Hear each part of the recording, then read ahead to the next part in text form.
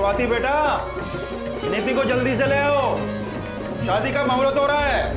जी पापा।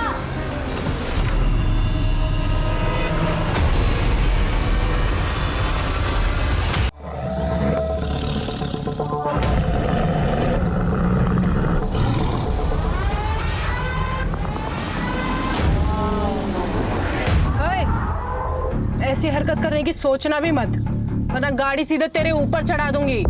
चल निकल यहाँ से, ये हमारे दोनों के बीच का मामला है।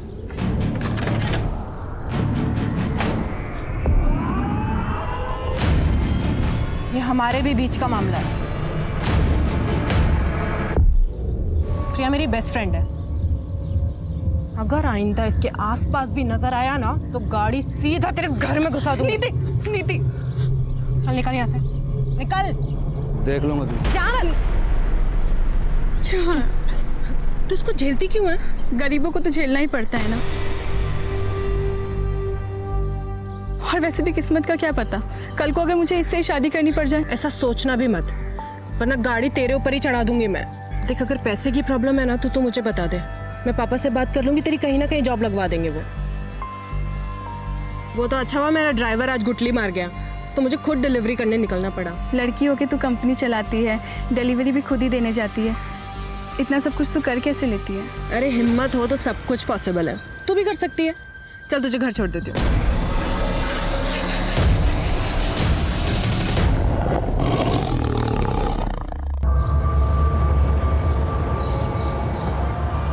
अपने पापा को बुलाइए, मैं लड़कियों से बात नहीं करता, बताऊंगा उन्हें। आप ऐसे पुराने एम्प्लॉय को कंपनी से निकाल नहीं सकती। टेक ओवर के वक्त ये डील हुई थी। डील 3 साल पहले हुई थी हेमंत जी, अब कंपनी मैं संभालती हूँ। अगर कोई ड्राइवर महीने में आधे से ज्यादा दिन काम पर नहीं आएगा तो वो बाहर जाएगा, और अगर आगे से आपने ऐसे किसी इंसान का पक्ष लिया है ना तो आप भी बाहर जाएंगे। बहुत बड़ी गलती की है मेरे पापा ने जो आपको ये बिजनेस बेचा।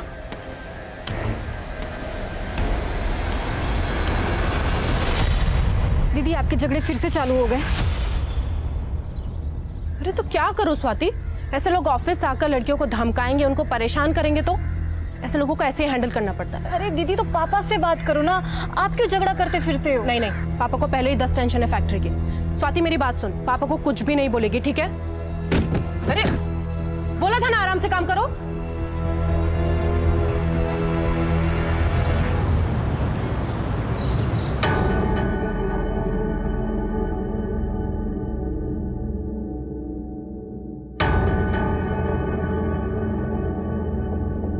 नीति, ट्रांसपोर्ट ऑफिस में क्या हुआ है? और ये पुराने मालिक का लड़का क्यों आया था? पापा वो ऑफिस आकर अपनी पावर दिखा रहा था तो झाड़ दिया मैंने। बस गार्ड से पिटवाया नहीं? हाँ? क्या पापा, आप भी ना। अरे मेरा बच्चा, जो तुझे ठीक लगे ना वो कर, किसी से डरने की कोई जरूरत नहीं है। प्रॉफिट डबल कर दिया तूने बिजनेस का। बल्कि मैं तो ये सोच रहा था कि अपनी आयरन फैक्ट्री बंद करके तेरे साथ ट्रांसपोर्ट ऑफिस में बैठ जाता हूँ, बस एक बार तेरी शादी करो। पापा ये शादी। अरे रुक ना बेटा, ये देख कुछ फोटोग्राफ्स आए। अरे देख तो सही, इनमें से तेरे बिजनेस के साथ किसी को कोई भी प्रॉब्लम नहीं है। ये लड़के वड़के देखना नहीं होता मुझसे, एंड आई नो आप मेरे लिए जो चुनोगे बेस्ट चुनोगे।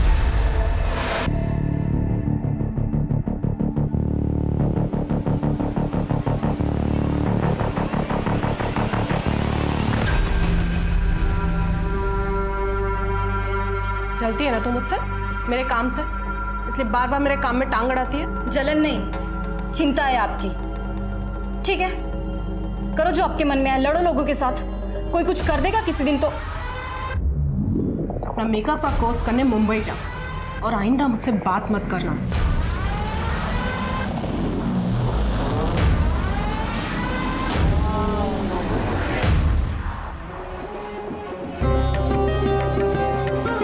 अरे स्वाति बेटा, नीति को जल्दी से ले आओ, शादी का मुहूर्त हो रहा है। जी पापा।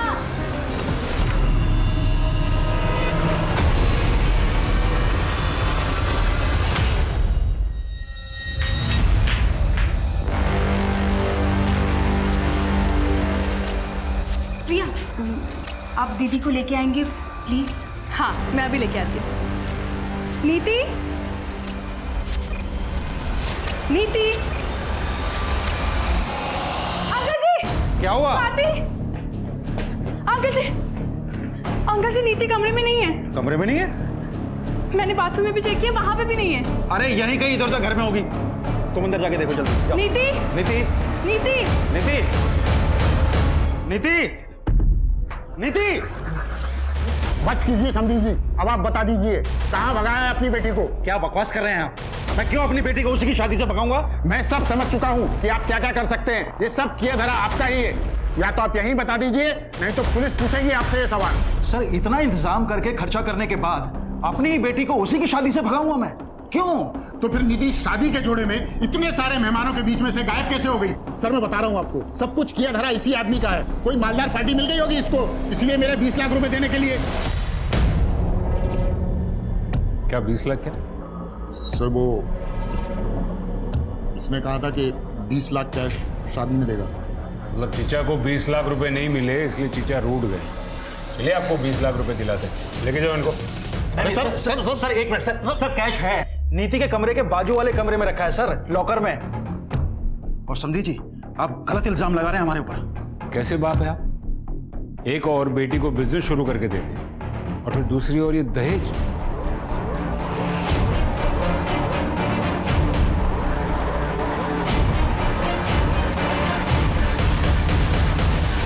क्या लॉकर खुला है और पैसे गायब हैं? सर मैंने पैसे लॉकर में ही रखे थे सर, मुझे याद।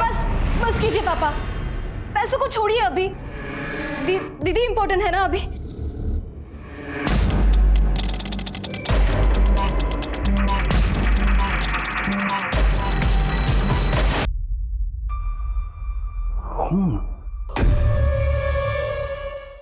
देखिए नीति बिजनेस करती है और जाहिर है कि बिजनेस में राइवल्स तो होंगी, तो उसका किसी के साथ कोई झगड़ा या फिर किसी पर आपको कोई शक? हेमंत हो सकता है, या फिर वो प्रिया का आशिक अभय। अभय और हेमंत वाली बात तो पुरानी हो गई है। तू ब्यूटी पार्लर के कोर्स के लिए मुंबई चली गई थी, तुझे कुछ नहीं पता है। सर वो आए दिन नंदू टेरिस पर आ जाता था। नंदू? जी, नीति के लिए उसका रिश्ता आया था। बताया गया था कि वो डॉक्टर है, लेकिन बाद में पता चला कि वो किसी अस्पताल में छोटी सी जॉब करता है, सिर्फ 30,000 रुपए कमाता है। तो मैंने रिश्ता कैंसिल कर दिया। इसी बात को लेकर पूरी फैमिली झगड़ा करने आती थी, और खास करके वो नंदू। तो क्या करता? नीति के पापा उससे बात तक नहीं करने देते थे, इसीलिए एक दफा बात करने के लिए टेरेस के थ्रू गया था। लेकिन इसका ये मतलब नहीं होता ना कि मैं नीति को उठा कर लेके जाऊंगा। मेरे हॉस्पिटल में मेरे बारे में पूछताछ कर लीजिए। आज तक किसी के घर में डाका डालने की नौबत नहीं आई नंदेश शर्मा की। मैं नीति जितना नीच नहीं हूं सर कि बिजनेस के लिए इस हद तक गिर जाऊंगा। आप किसी से भी पूछ लीजिए, उस रात मैं अपने घर पे था और ये जो उसकी हरकतें थी ना, ये तो होना ही था उसके साथ। हाँ मैं गया था वहां पे, नीति के बगल में ही मेरे चाचा जी रहते हैं, उनकी लड़की का बर्थडे है आज, इसलिए गया था। अरे साहब कुछ करना होता ना तो 6 महीने पहले कर देता। 6 महीने इंतजार क्यों करूंगा? वैसे भी मेरी और प्रिया की शादी होने वाली है। पर प्रिया तो तुम्हें पसंद ही नहीं करती है ना? साहब प्रिया तो मुझे हमेशा से पसंद करती थी, और वो नीति है जो उसको मेरे खिलाफ भड़काती रहती है। एक नंबर की चालाक लड़की है।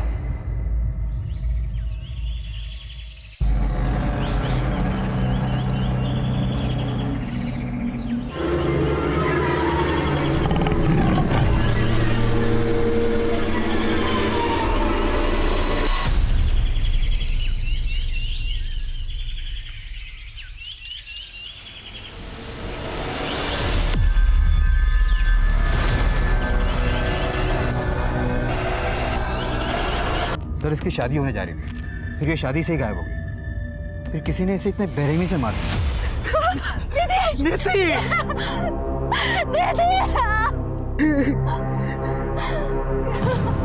किसने किया? गहने कहाँ गए? 15 लाख से ऊपर के गहने थे।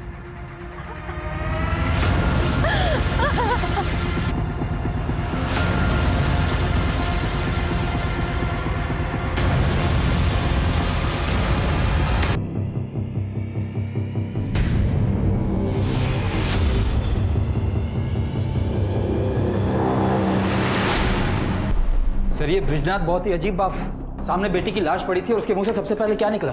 गहना। पांडे, अगर ये ब्रिजनाथ अपनी ही बेटी नीति को प्लान करके गायब करता है तो फिर ये नीति की लाश। एक काम करो, ये ब्रिजनाथ का फोन मंगवाओ।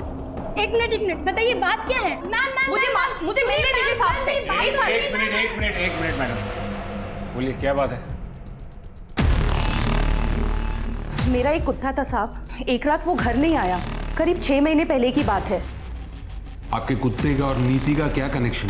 3 दिन तक मैंने उसे पूरे शहर में ढूंढा, पर मिली उसकी लाश ठीक उसी जगह जहां आपको उस दुल्हन की लाश मिली थी, और ठीक उसी तरह चीर-फाड़ करी हुई जैसे उस दुल्हन की थी। मतलब आप ये कहना चाहती कि वो दुल्हन और आपके कुत्ते का कातिल एक ही इंसान है?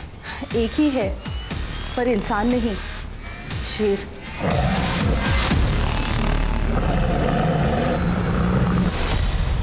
मैडम इस जंगल में सियार तक नहीं है, शेर? मुझे मालूम था आप लोग ऐसे नहीं मानेंगे, इसीलिए।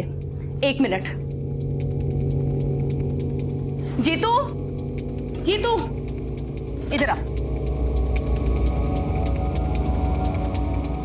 साहब ये जीतू है, वो रामदीन सिंह है ना, उसकी वर्कशॉप में काम करता था, जहां वो लकड़ी और रद्दी का काम होता है। अभी 3 महीने पहले इसने नौकरी छोड़ी है। जीतू बता ना साहब को, तूने उस दिन क्या देखा था?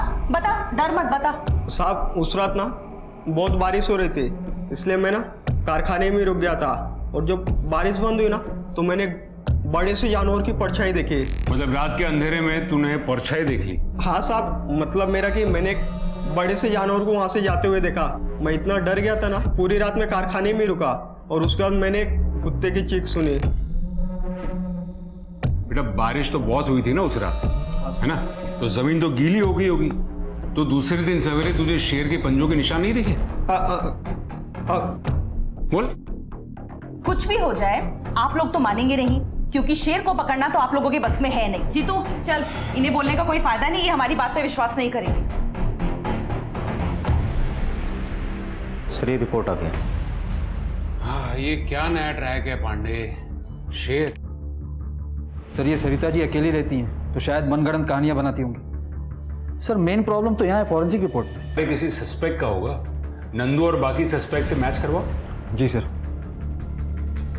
अलमारी में कोई फिंगरप्रिंट्स नहीं मिला। हाँ तो पांडे ऐसा हो सकता है कि जो आया था वो ग्लव्स पहन के आया हो। तो मुझे ये बताओ ना कि पोस्टमार्टम रिपोर्ट में क्या है? सर पोस्टमार्टम रिपोर्ट में तो एक अजीब बात सामने आई है। नीति की बॉडी पर जो घाव थे, देखा चूरा। इसका मतलब है जो मर्डर वेपन है वो लकड़ी काटने के काम आता है। पांडे, ये सरिता जी जो अभी आकर गई वो किसी रामदीन के बारे में बात कर रही थी, जिसकी कुछ लकड़ी काटने की और रद्दी की वर्कशॉप। जी सर। चलो इस रामदीन से मिलकर आते हैं। कमाल करते हैं साहब, डेड बॉडी पे लकड़ी का भूसा मिल गया और आप सीधे हमारे वहां चले आए। हम ये बंद कर, बंद। सिर्फ इसलिए नहीं आए, हम इसलिए भी आए हैं क्योंकि वो बॉडी आपके इस वर्कशॉप से सिर्फ 200 मीटर की दूरी पर मिली है। तो हमारा क्या लेना देना है ब्रिजनाथ की बेटी से साहब? वो सरिता सही कह रही है, ये शेर नहीं किया है। वो दुल्हन को और कौन मारेगा साहब? आप लोग भी ना। आपके वर्कशॉप में इस्तेमाल होने वाले औजार कहाँ है वो? सब औजार का वो हिसाब हमारा सुपरवाइजर रखता है। हेमंत, हेमंत साहब, हेमंत। हाँ सर। तुम? आप जानते हैं इसे? हाँ। तुम यहाँ क्या कर रहे हो? सुपरवाइजर की नौकरी कर रहा हूँ, और क्या कर रहा हूँ? उस नीति ने बर्बाद जो कर दिया मुझे।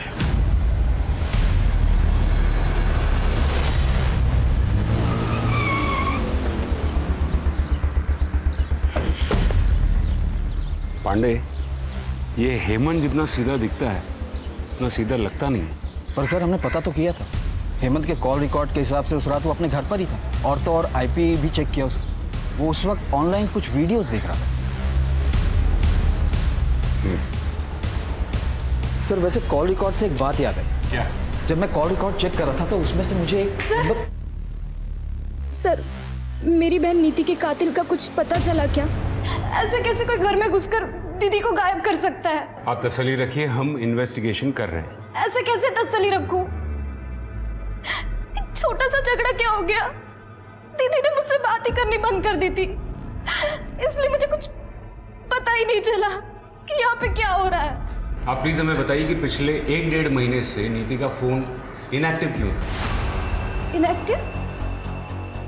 सर ऐसे कैसे हो सकता है? दीदी को तो बहुत सारे कॉल आते थे ऑफिस के काम से। हमने उनके ऑफिस में भी पता किया, वो उस दौरान ऑफिस जाती ही नहीं थी। सर दीदी बीमारी तक में ऑफिस मिस नहीं करती थी। सर ये कॉल रिकॉर्ड आपको देखनी चाहिए।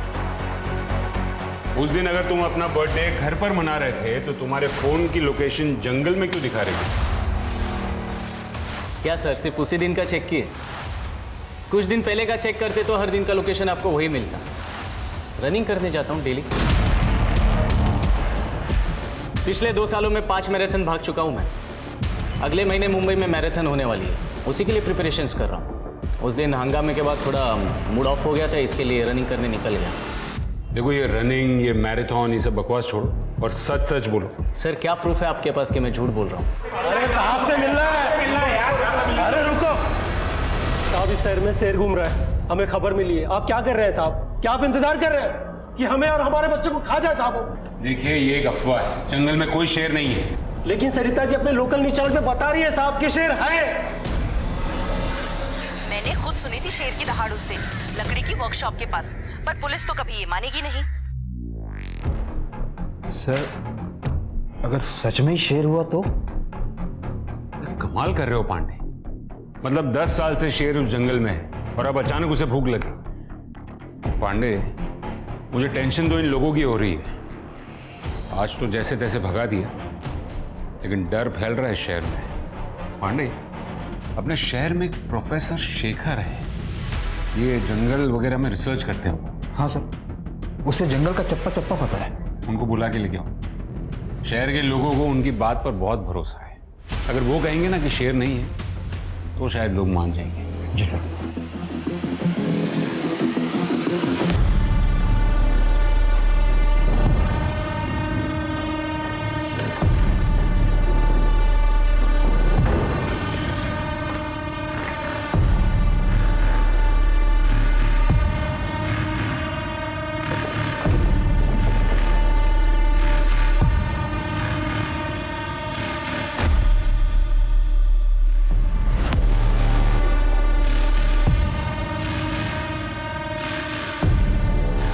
मेहनत से बिजनेस सेटल किया है। घर के काम नहीं कर पाऊंगी, ऑफिस जाना पड़ता है रोज। घर के काम के लिए तो काम वाली बाई आ जाएगी। बिजनेस आपका पैशन है, वो ज्यादा इंपॉर्टेंट है। ये सब बातें आप सिर्फ मुझे इम्प्रेस करने के लिए तो नहीं कह रहे? वो जानने के लिए तो आपको शादी करनी पड़ेगी।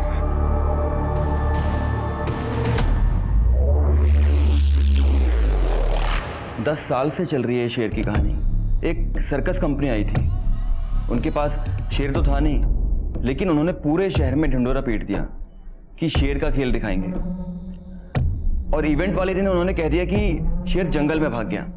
तब से लोगों को लगता है कि जंगल में शेर है। प्रोफेसर साहब, अगर जंगल में शेर नहीं है तो फिर ऐसा कौन सा जानवर है जो इंसान की जान ले सकता है? सर ऐसा कुछ भी नहीं है। इतने सालों से मैं पेड़ों की गैर कानूनी कटाई के खिलाफ लड़ाई लड़ रहा हूँ और इसीलिए इस जंगल का चप्पा चप्पा जानता हूँ मैं। और जितना मैं लोगों को समझाने की कोशिश करता हूँ कि जंगल में कोई शेर नहीं है, उतना ही मेरी बुआ लोगों को आकर बोलती है कि इस जंगल में शेर है, शेर है। बुआ? हाँ सर, सरिता जी मेरी बुआ हैं। वो मेरी बात समझती ही नहीं है।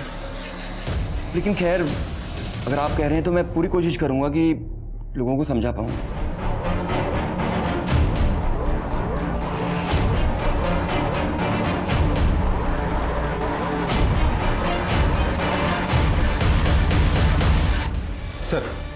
सर ये ब्रिजनाथ सीधा आदमी नहीं, ये तो लगा था, पर इतना घटिया आदमी होगा ये नहीं सोचा था। ये देखिए उसके फोन से क्या मिला।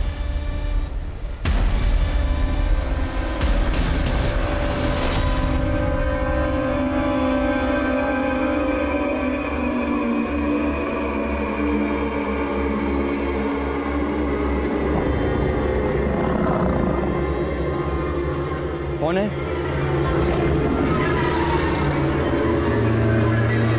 कौन है?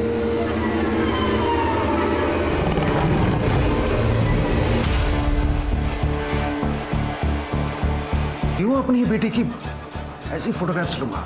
ये फोटोज देखकर साफ साफ पता चल रहा है कि नीति ने खुद में फोटो नहीं खींची, किसी और ने खींची। और ये फोन किसका है? आपका। ये फोटोज आपके फोन से मिली। अब आप मुझे बताइए कि आपने नीति की ऐसी फोटोज क्यों खींची? सर मुझे नहीं पता कि ये फोटोग्राफ्स मेरे इस फोन में कैसे आए। और सर आप मेरी बेटी के कातिल को और उस आदमी को क्यों नहीं ढूंढ रहे हैं जिसने मेरे सारे पैसे और मेरे सारे गहने चुराए हैं? कौन है? अरे कौन है वहां? फिर से आ गए ना तुम लोग यहाँ पेड़ काटने के लिए?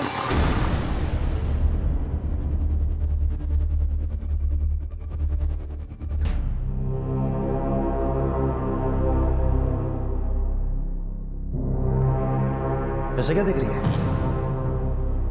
आपने सच में दीदी के साथ कुछ किया तो नहीं ना? शादी के कुछ हफ्ते पहले से दीदी का फोन क्यों बंद था? तुझसे बात नहीं करनी थी।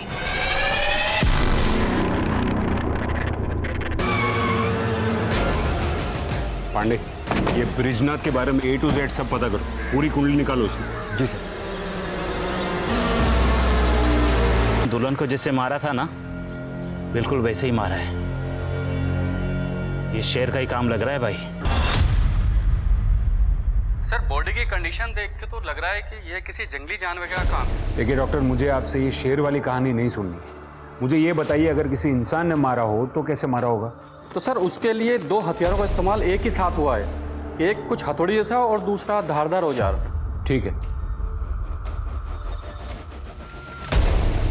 सर दुल्हन की बॉडी पर से जेवर गायब थे।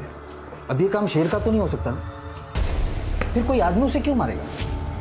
सर कहीं सच में कोई शेर तो नहीं जो जंगल से नदी पार करके इस तरफ आया हो? पांडे, नदी के पार जंगल नहीं गांव है, और फोकस शेर पे नहीं इस पे करो। 3 साल पहले शेखर ने रामदीन के खिलाफ इलीगल पेड़ की कटिंग को लेकर कंप्लेंट दर्ज की थी। लेकिन उसने अपने वर्कशॉप के पास ही क्यों मारा? सवाल ये नहीं है पांडे, सवाल ये है कि रामदीन ने शेखर को मारने में 3 साल क्यों लगा दिए?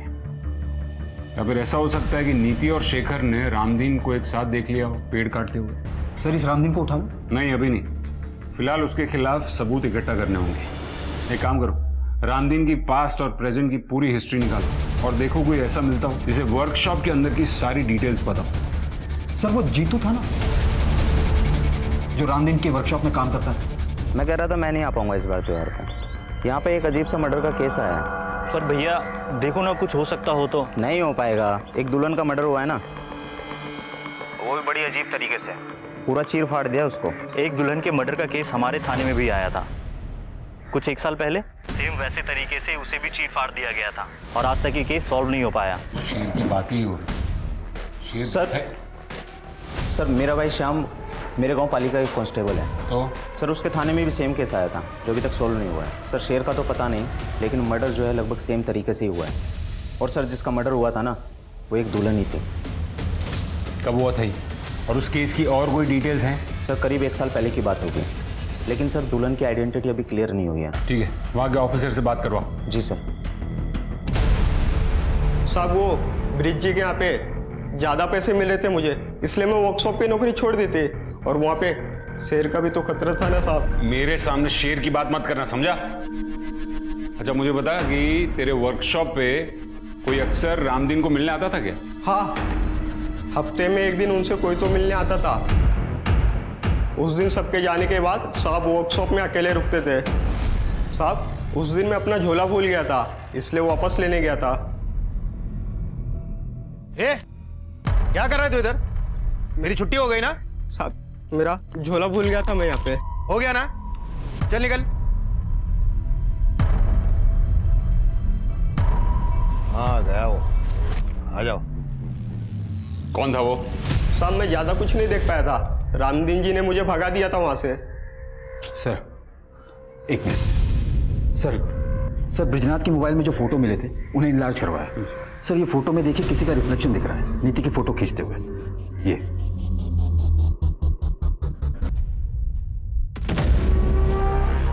सर ये तो सुलभा है। सुलभा? हमारी नौकरानी। सुलभा, सुलभा! जी साहब। तो तुमने खींची थी ये इतनी वाहियात फोटोग्राफ नीति की? साहब हम तो नौकर हैं, मालकिन ने कहा था ऐसे फोटो खींचने को। दीदी ये लीजिए। दीदी जल्दी कीजिए, साहब ने देख लिया तो मुसीबत हो जाएगी। एक मिनट चल। हाँ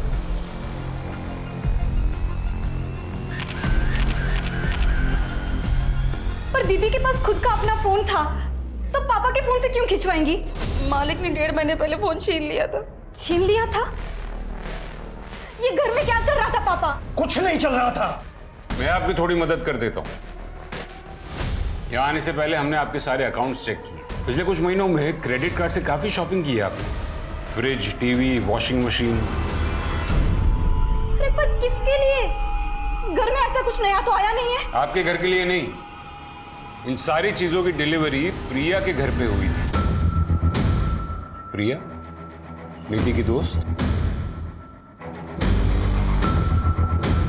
अब आप कुछ बताएंगे या फिर बाकी की कहानी मैं प्रिया से पूछ लूं?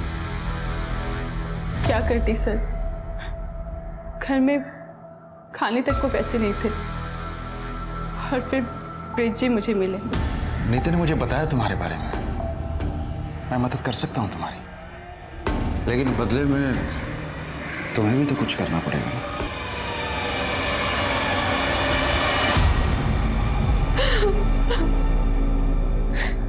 मेरे पास और कोई रास्ता नहीं था सर। और नीति को यह बात कब पता चली?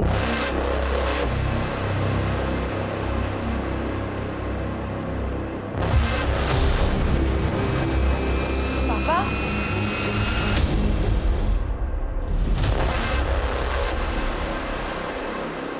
और जब नीति ने आपकी इस हरकत का विरोध किया तो आपने उससे उसका फोन छीन लिया, उसका ऑफिस जाना छुड़वा दिया। वो अपने बाप से बदतमीजी कैसे कर सकती थी? और बच्चों को संस्कार सिखाने के लिए ना ऐसे कदम उठाने पड़ते हैं। संस्कार नहीं, डर। इस बात का डर कि कहीं आपकी काली करतूत जमाने के सामने ना आ जाए। और आपको लगा होगा कि शादी के बाद तो आप नीति जैसी कॉन्फिडेंट लड़की को रोक नहीं पाओगे। तो पापा, आपने दीदी को, इसलिए शादी वाले दिन भी आप सब प्रिपरेशन छोड़ के आधे घंटे के लिए कहीं चले गए थे और आधे ही आपने दीदी को बुलाने के लिए कहा था। फूल लाने के लिए गया था, पंडित जी ने अचानक से फूल लाने के लिए बोल दिया था। तो आपने अपनी प्रिया को कहा होगा कुछ करने के लिए। नहीं, ब्रिज जी ने मुझे कुछ नहीं कहा था। नीति मुझसे नफरत करने लगी थी। कई बार तो उसने मुझे थप्पड़ भी मारा था, लेकिन मैंने उसे कुछ भी नहीं कहा और कहती थी कि इस मुंह से मुझसे ये सब कुछ और झेला नहीं जा रहा था, इसलिए मैंने अभय से शादी करने के लिए हाँ कह दिया। सर, वो गांव से ऑफिसर का फोन। हाँ जी, मुझे वो दुल्हन वाले मर्डर केस की डिटेल्स चाहिए थी। हाँ सर, एक फ़ोन मिला था उसके पास से, लेकिन वो बहुत ही डैमेज था और लॉक भी था। बहुत टाइम लग गया उसको ठीक करने में और अनलॉक करने में। अब करीब 1 साल के बाद अनलॉक हुआ तो पता चला कि वो यहीं गांव के पास ही रहती थी। दुल्हन की फैमिली का कहना था कि उस लड़की का किसी के साथ चक्कर चल रहा था, लेकिन किसके साथ वो हमें पता नहीं। Thank you very much. और कोई डिटेल्स मिले तो हमारे साथ शेयर कीजिएगा। Okay sir. मेरा पूरा परिवार बिखर गया। सर, प्लीज बता दीजिए कौन है मेरी दीदी का कातिल? पापा? देखिए, हमने पता लगाया आपके पिताजी वाकई में फूल लेने गए थे, तो फिर और कौन रह जाता है? नीति का बॉयफ्रेंड। बॉयफ्रेंड? नहीं सर, ये हो ही नहीं सकता। दीदी का फोकस सिर्फ बिजनेस पे ही था और दीदी तो ये शादी से भी बहुत खुश थी। तो फिर एक जवान लड़की ऐसे फोटोज किसके लिए क्लिक करेगी? हमने फोन भी चेक किया, हमें कोई नंबर नहीं मिला। शायद वो इंटरनेट कॉलिंग से बात किया करती थी। और इस केस में ये पॉसिबल है कि घर से चोरी नीति ने या फिर नीति और उसके बॉयफ्रेंड ने मिलकर की थी। पैसे दीदी ने नहीं चुराए थे, मैंने चुराए थे।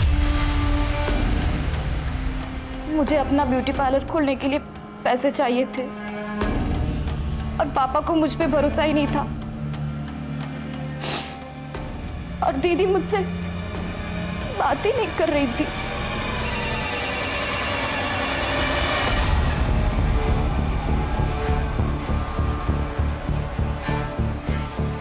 सर, माधुरी के बॉयफ्रेंड का पता चल गया है। अच्छा? लेकिन वो भी मर चुका है। गांव के करीब 70 किलोमीटर दूर उसकी बॉडी मिली थी। उसका खून भी करीब उसी टाइम पे हुआ है जब माधुरी का खून हुआ था। खूनी ने दोनों को किसी तेजदार हथियार से चीर फाड़ दिया है। कमाल है, 3 खून और वो भी एक ही तरीके से। कोई सरफिरा खूनी घूम रहा है शहर में। मैं तुम्हें फोन करता हूँ। क्या हो रहा है यहाँ पर? देखिए साहब, ये आपकी लापरवाही का नतीजा। शेर ने तो इसे लगभग मार ही डाला। तो आप इसे यहाँ पर क्यों लेकर आए? पहले हॉस्पिटल लेकर जाइए। नहीं, बस देखिए, आप लोग विश्वास रखिए, हम आज के आज ही जंगल विभाग से बात करेंगे, लेकिन आप प्लीज इसे पहले हॉस्पिटल लेकर जाइए। 2-4 लोग गांव के मरेंगे नहीं ना जब तक।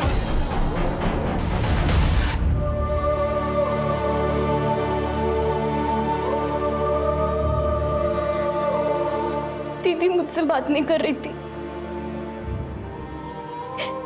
तो मैंने क्यों कोशिश नहीं की उनसे बात करने की। दीदी इतनी मुसीबत में थी, उनको मेरे साथ की जरूरत थी, और मैं इतनी सेल्फिश हूं कि सिर्फ अपने सपनों के पीछे दौड़ती रही। अगर मैं दीदी के साथ होती तो आज दीदी मेरे साथ थी। सर, डॉक्टर ने बताया कि जीतू को किसी शेर ने नहीं बल्कि जंगली कुत्ते ने काटा था। मुझे पता था, वो घबरा गया इसलिए देख नहीं पाए। सर, जब तक हम नीति और शेखर के कातिल को इनके सामने नहीं लाएंगे, ये लोग हमारी बात नहीं मानने वाले। सर, वो रामदीन के बारे में पता करने के लिए बोला था ना सर आप। सर, पता लगा कि वो भी मेरे गांव पाली से है। एक बात और सर, वो दुल्हन का जो मर्डर हुआ था, उस केस की इन्वेस्टिगेशन से एक बात साफ जाहिर होती है, 6 साल पहले भी सेम तरह से मर्डर हुआ था सर वहाँ पर। किसका? वो भी एक दुल्हन थी क्या? नहीं सर, वो एक आदमी था। इनफैक्ट जिसका मर्डर हुआ था वो खुद एक खूनी था। मतलब 6 साल पहले उस आदमी का खून उसी तरह हुआ था? 6 साल से घूम रहा है, न जाने उसने कितने कत्ल किए होंगे। सर, रामदीन हो सकता है। अच्छा, जो मरे हैं उनकी फैमिली में और कौन कौन है? एक बेटा है सर। उस बेटे को ढूंढो, शायद उस बेटे ने उस खूनी को देखा हो। Hello, police station, gold coin jewellers कहाँ से बोल रहा हूँ? हाँ जी, बोलिए। आपने जो चोरी की हुई ज्वेलरी की फोटोज हमें भेजी थी, उसमें से कोई एक मेरे यहाँ पे बेचने के लिए आया हुआ है। कस्टमर को मैंने बातों में लगा रखा है, अंदर बैठी हुई है। आप लोग थोड़ा जल्दी आइए, वैसे भी बच्ची है। वो नेकलेस मेरा नहीं है, वो नंदू भैया का है। नंदू भैया ने एक डब्बे में छुपा के रखा था, मैंने निकाल लिया। मुझे लगा कि मेरा बर्थडे का गिफ्ट है। मैंने कुछ नहीं किया सर, मैंने कुछ नहीं किया। बहुत घुमा लिया पुलिस को। अब मुंह खोल और सच बता, कैसे भगाया नीति को, कैसे उठाया? बोल। बताता हूँ सर। सर, मैंने नीति को नहीं उठाया सर, वो खुद आई थी मेरे पास। हम दोनों एक दूसरे से बहुत प्यार करते थे सर। मैंने कुछ नहीं किया सर, बिलीव मी। लेकिन जब उसके पापा ने मेरा और नीति का रिश्ता तोड़ दिया तो मैंने तो उम्मीद ही छोड़ दी थी। लेकिन एक दिन खुद नीति ने मुझे फ़ोन किया था, ये कुछ 3-4 महीने पहले, और उसी के बाद हम लोग छुप छुप कर मिलने लगे थे सर। और वो खुद अपने फोटो तुझे भेजती थी?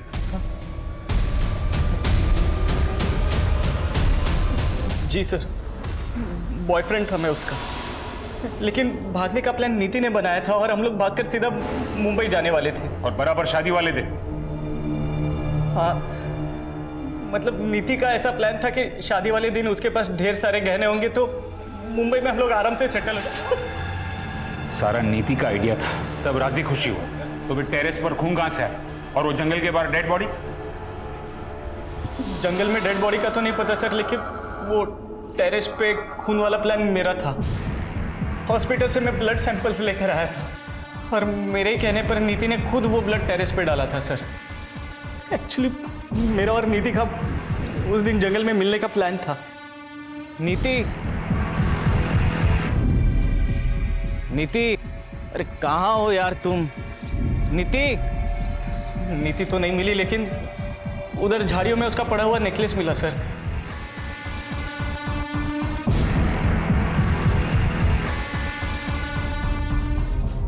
मेरा विश्वास कीजिए सर, उस दिन जंगल में क्या हुआ मुझे कुछ नहीं पता सर। उस दिन जंगल के आसपास तू अकेला ही था और कोई नहीं था। तुमने जरूर किसी को देखा होगा। नहीं सर, मैं अकेला नहीं था, मतलब और भी कोई था वहां पर। दूर से उसकी शक्ल देख तो नहीं पाया, लेकिन हाँ, वो लंगड़ा कर चल रहा था। शायद उसके पैर में कोई तकलीफ थी और वो रामदीन की वर्कशॉप की ओर जा रहा था सर। सर, रामदीन के वर्कशॉप में कौन कितने बजे आता जाता है ये सुपरवाइजर हेमंत को जरूर पता हो। अच्छा, वो जिसके पाँव में दिक्कत है सर, वो तो टेम्पररी ड्राइवर था जिसे कुछ सामान लाने के लिए भेजा था। क्या नाम है उस ड्राइवर का? सर सुखबीर, जिसे उस नीति ने काम से निकाला था। मैंने कुछ नहीं किया साहब, वो तो मेरी किस्मत ही खराब, जो उस वक्त मैं फैक्ट्री गया था कुछ काम से।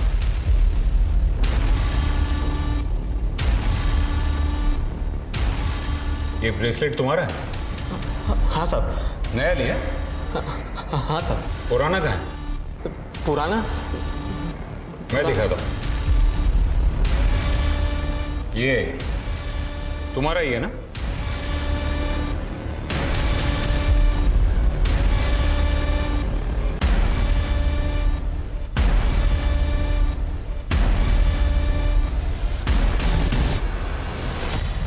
हाँ साहब, मेरा ही है। वो पुराना ढीला हो गया था ना, तो गिर गया होगा शायद। अच्छा, और वो भी वहीं पर गिरा जहां पर नीति की लाश मिली थी? भगवान की कसम साहब, उस वक्त कोई बॉडी वॉडी नहीं थी वहां पे। हम गरीब छोटे लोग हैं ना साहब, इसलिए सब हमें ही परेशान करते। वहां बड़े लोग क्या नहीं करते, कोई कुछ नहीं बोलता उनको। वो रामदीन सिंह। हाँ गया वो, आ जाओ। वो औरत, उसको देखा मैंने उसके साथ, वो शेर शेर करते फिरती है ना शहर में, वही औरत। सरिता? हाँ हाँ, वही सरिता। मतलब सरिता और रामदीन? मतलब पेड़ों की कटाई नहीं, आप दोनों के बीच जो रिश्ता है वो छुपाने की कोशिश कर रहे थे। नीति और शेखर ने आपको सरिता जी के साथ देख लिया था उससे, इसलिए आपने उन दोनों को। सर लेकिन एक बात समझ में नहीं आई, दूसरे शहर जाकर उस दुल्हन को और उसके बॉयफ्रेंड को क्यों मारा आपने? अरे साहब ये क्या कह रहे हैं आप सर, हमने किसी को भी नहीं मारा है साहब। जब तक सब कुछ सच सच नहीं बता देते तब तक यहां से बाहर जाने नहीं दूंगा मैं।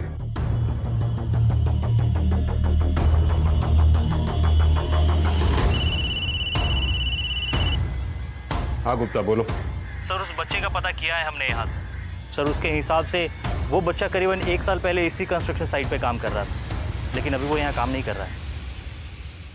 लेकिन सर एक बात और पता चली है, वो दुल्हन माधुरी जिसका मर्डर हुआ था वो यहीं आसपास किसी स्कूल में काम करती थी, और सर उस बच्चे का घर भी इसी स्कूल के आसपास ही है। तो क्या इस माधुरी का उस बच्चे के साथ कोई कनेक्शन, या फिर उसके बाप के साथ कोई कनेक्शन? सर इतना तो नहीं पता, पर यहाँ पे एक गार्ड है, उसने बताया कि वो उस बच्चे को जानता था जब वो बच्चा यहाँ काम किया करता था। गुप्ता मैं एक काम करता हूँ, यहाँ डिस्ट्रिक्ट से एक स्केच आर्टिस्ट भिजवा रहा हूँ, उसका स्केच निकलवाओ। Right sir.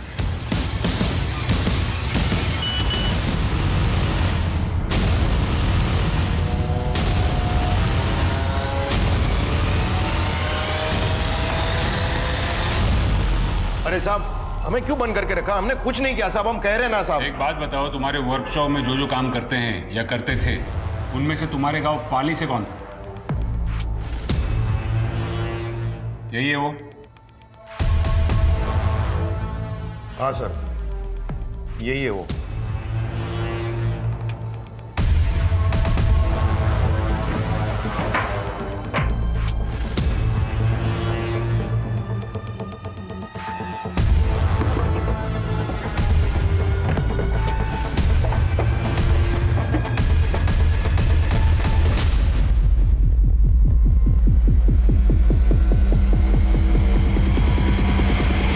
सर ये लोगो इस गांव में कई जगह देखने को मिलेगा।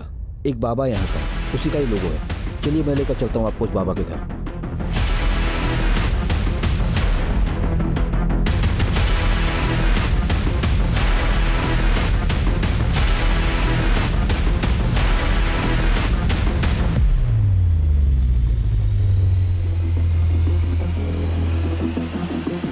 तुझे रामदीन ने इसीलिए काम पे रखा था ना, क्योंकि तू उसके गांव से है?